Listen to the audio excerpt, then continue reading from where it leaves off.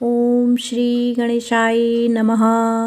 नमस्कार दोस्तों, आपका हमारे YouTube चैनल धार्मिक कथाएं और कहानियां में स्वागत है। आज मैं आपको बुधवार व्रत की संपूर्ण व्रत कथा सुनाऊंगी।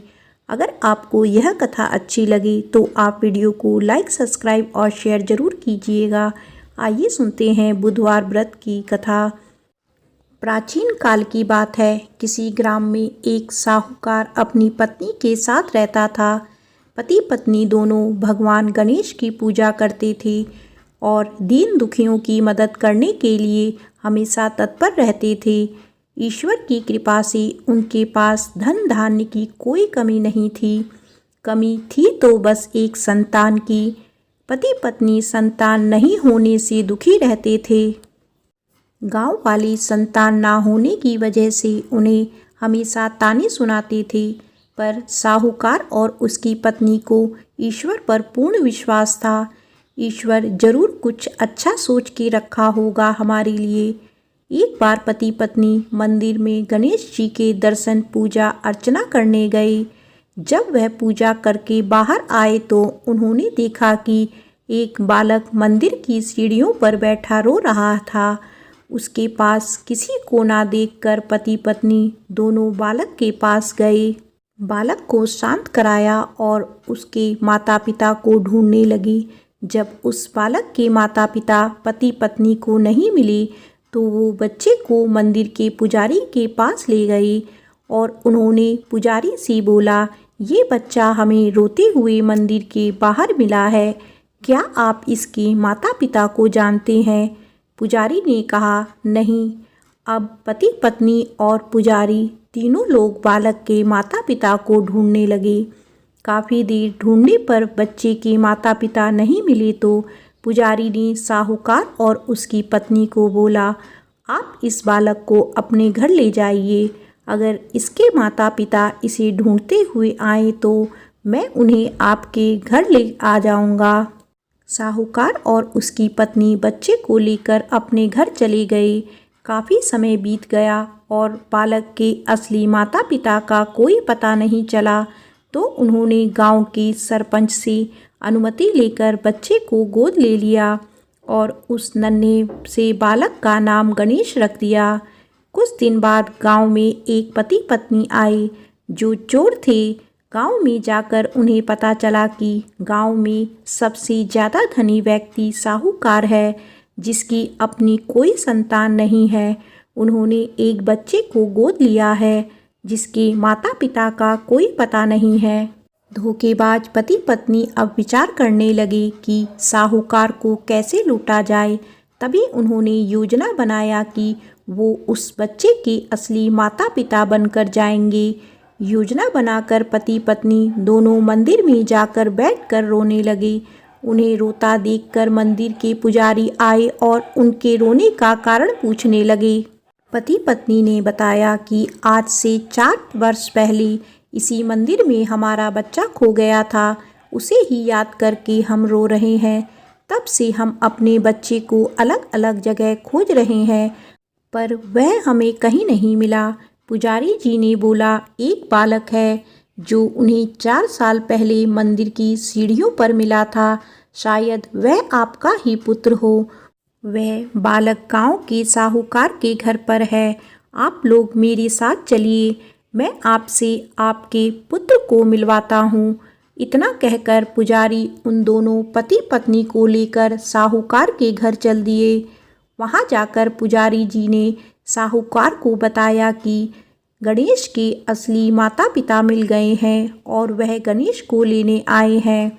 यह सुनते ही साहूकार और उसकी पत्नी दोनों बहुत दुखी हुए, लेकिन उन्होंने गणेश को उनके असली माता पिता को सौंपने के लिए तैयार हो गए। शाम का वक्त था। साहूकार ने उन दोनों पति पत्नी से बोला, आप लोग आज विश्राम करें और कल प्रातःकाल होते ही निकल जाइएगा। यह सुनते ही पति पत्नी दोनों खुश हो गए, क्योंकि उन्हें चोरी करने का मौका मिल गया था। रात्रि को जब साहूकार और उसकी पत्नी सोने चले गए तो दोनों पति पत्नी उठे और चोरी करने के लिए तिजोरी को तोड़ने लगे।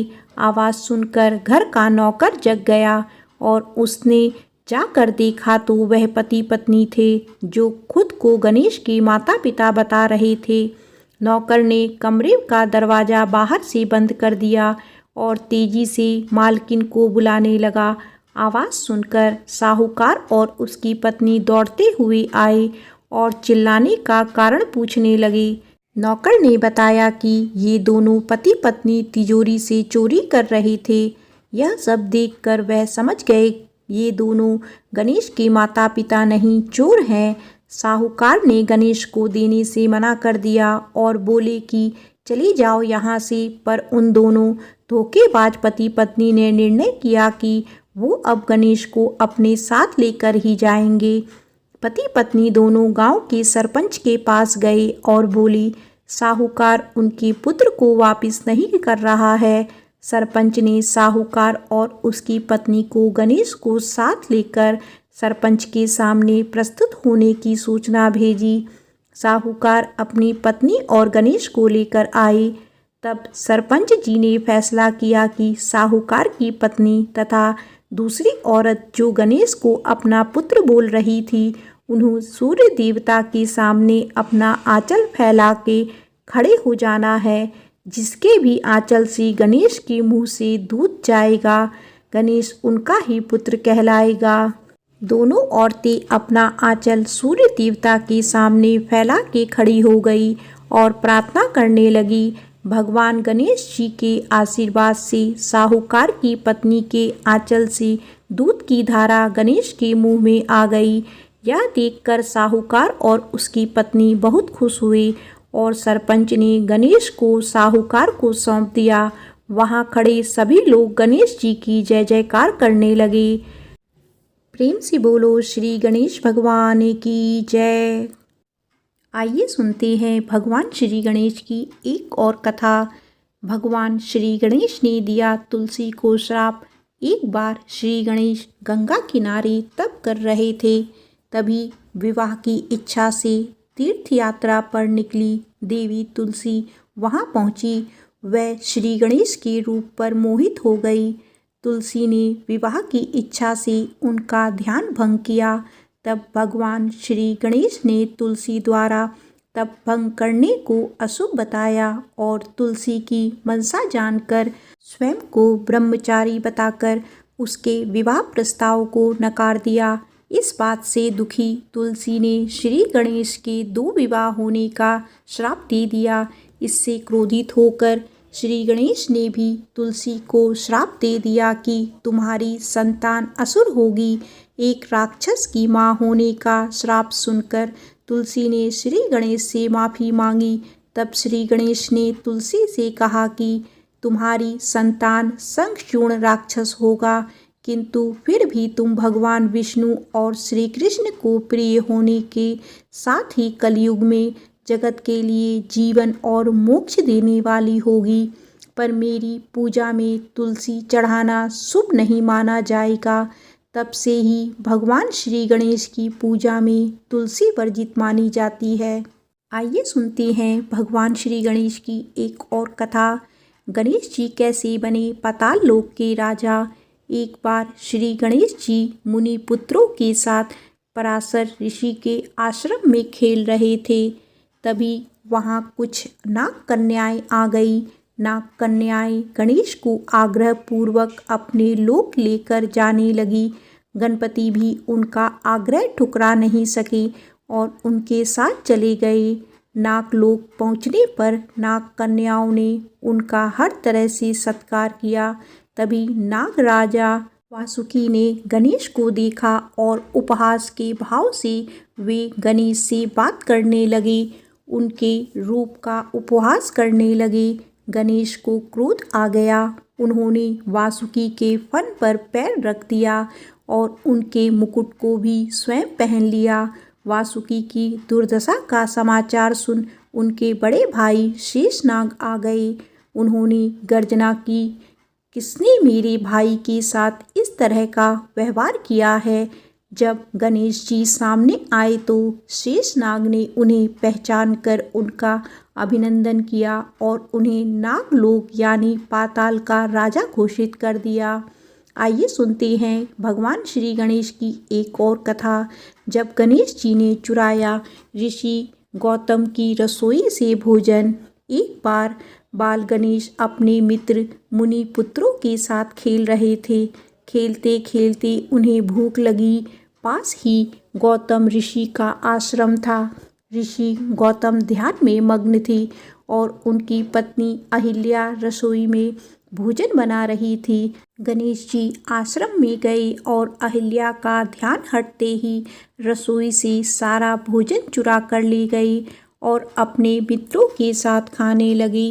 तब अहिल्या ने गौतम ऋषि का ध्यान भंग किया और बताया कि रसोई से भोजन गायब हो गया है।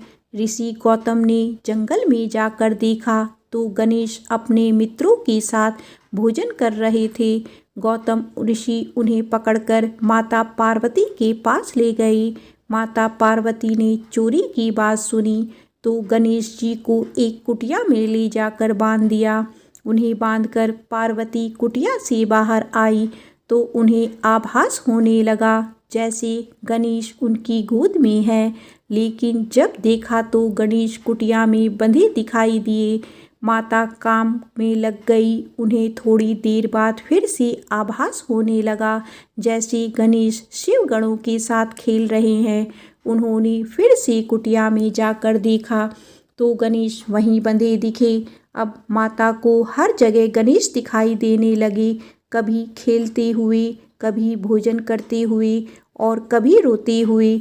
माता ने परेशान होकर फिर कुटिया में देखा तो गणेश आम बच्चों की तरह रो रहे थे। वे रस्सी से छूटने का प्रयास कर रहे थे।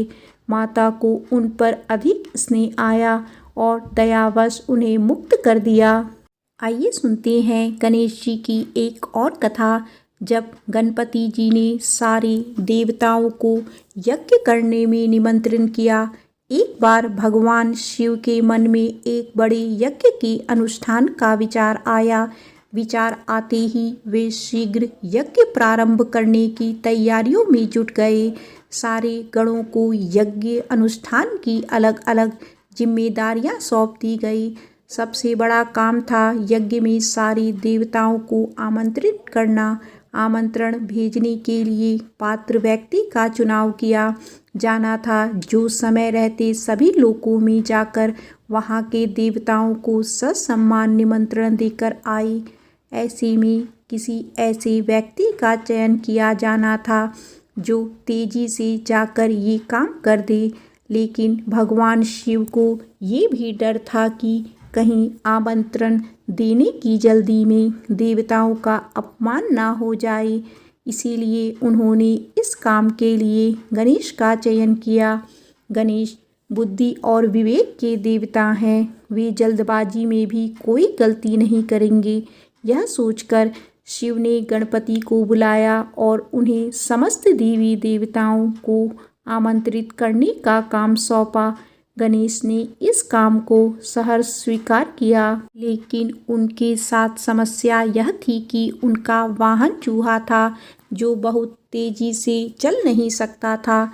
गणेश ने काफ़ी देर तक चिंतन किया कि किस तरह सभी लोकों में जाकर आदरपूर्वक सारे देवताओं को यज्ञ में शामिल होने का आमंत्रण दिया जाए।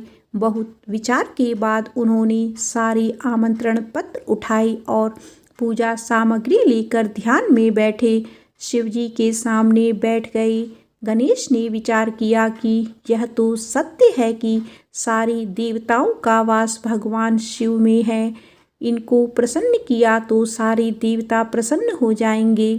यह सोचकर गणेश ने शिव का पूजन किया और सारे देवताओं का आवाहन करके सभी आमंत्रण पत्र शिव को ही समर्पित कर दिए।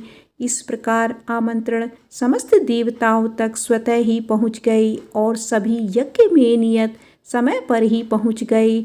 इस तरह गणेश ने एक मुश्किल काम को अपनी बुद्धिमानी से आसान कर दिया। प्रेम से बोलो श्री गणेश भगवान की जय। आइए सुनते हैं गणेश जी की एक और कथा। जब शनि की कुदृष्टि पड़ी गणेश पर। वैसे तो गणेश की गज आकृति को लेकर सबसे ज़्यादा सुनी जाने वाली कथा तो यही है कि पार्वती ने नहाने से पहले एक बालक को आकृति बनाकर उसमें प्राण डाल दिए और उसे पहरे पर बैठा दिया, जिसका सिर शिव ने काटा था। और फिर पार्वती के क्रोध को शांत करने के लिए एक हाथी के बच्चे का सिर जोड़ दिया। लेकिन कुछ पुराणों में इसके अलग अलग संदर्भ भी मिलती हैं। ब्रह्मवैवर्त पुराण में कथा कुछ अलग ही है। कथा कुछ ऐसी है कि एक बार भगवान शिव ने शिष्य शनिदेव कैलाश पर्वत पर आए। उस समय शिव ध्यान में थे, तो शनिदेव सीधे पार्वती के दर्शन के लिए पहुँचे। तब पार्वती बालक गणेश के साथ बैठी थी। बालक गणेश का मुख सुंदर और हर तरह से कष्ट को भुला देने वाला था। शनिदेव आंखें नीचे किए पार्वती से बात करने लगे। पार्वती ने देखा कि शनिदेव किसी को देख नहीं रहे हैं, वे लगातार अपनी निगाहें नीचे किए हुए हैं। पार्वती ने शनिदेव से पूछा कि वे किसी को देख क्यों नहीं रहे हैं, क्या उनको कोई दृष्टि दोष हो गया है। शनिदेव ने कारण बताते हुए कहा कि उन्हें उनकी पत्नी ने श्राप दिया है कि वे जिसे देखेंगे उसका विनाश हो जाएगा। पार्वती ने पूछा कि उनकी पत्नी ने ऐसा श्राप क्यों दिया, तो शनिदेव कहने लगे कि मैं लगातार भगवान शिव के ध्यान में रहता हूँ। एक बार मैं ध्यान में मग्न था और मेरी पत्नी ऋतुकाल से निवृत्त होकर मेरे समीप आई, लेकिन ध्यान में मग्न होने के कारण मैंने उसकी ओर देखा नहीं। उसने इसे अपना अपमान समझा और मुझे श्राप दे दिया कि मैं जिसको भी देखूंगा उसका विनाश हो जाएगा। ये बात सुनकर पार्वती ने कहा कि आप मेरे पुत्र गणेश की ओर देखिए, उसके मुख का तेज समस्त कष्टों को हरने वाला है। शनिदेव गणेश पर दृष्टि डालना नहीं चाहते थे, लेकिन वे माता पार्वती के आदेश की अवहेलना भी नहीं कर सकते थे। सो उन्होंने तिरछी निगाह से गणेश जी की ओर धीरे से देखा।